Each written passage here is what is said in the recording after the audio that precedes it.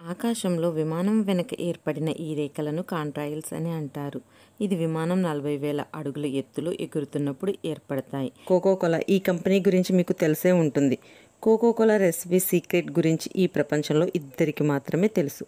వాళ్లకు కోకోకోలా చాలా security provide చేస్తుంది. ఎందుకు అంటే ఆ రెసిపీ ఎవరికీ తెలియకూడదు అని. అలాగే ఆ ఇద్దరిని ఒకే ఫ్లైట్లో కూడా ట్రావెల్ చేయనివ్వరు. ఎందుకు అంటే ఒకవేళ ఆ ఫ్లైట్ యాక్సిడెంట్ అయితే ఒకరైనా ఉంటారు అని. పసిఫిక్ మహాసముద్రం, అట్లాంటిక్ మహాసముద్రం ఒక చోటన కలుస్తాయి. ఈ రెండు సముద్రాలు గల్ఫ్ ఆఫ్ అలాస్కాలో కలుస్తాయి. బట్ వాటి వాటర్ ఎందుకు కలవవు? ఈ రెండు ఓషన్లో వేరు వేరు వాటర్స్ ఉంటాయి. ఒక దాంట్లో బాగా సాల్టీ వాటర్ ఉంటాయి, ఇంకో దాంట్లో ఫ్రెష్ వాటర్ ఉంటాయి. ఈ రెండిట్లో pH తేడా వల్ల అవి కలవవు. మీరు ఈ ఫోటోలో చూస్తున్న నట్ పేరు జీసస్ నట్. దీనిని విమానాలలో ఇంకా హెలికాప్టర్స్లలో వాడతారు. దీని స్పెషాలిటీ ఏమిటి అంటే దాదాపు మొత్తం వెయిట్ అంతా దీని మీదనే పడుతుంది. దీనిని స్ట్రాంగ్ మెటల్తో తయారు చేస్తారు. అందుకే ఇది అంత వెయిట్ని బ్యాలెన్స్ చేస్తుంది.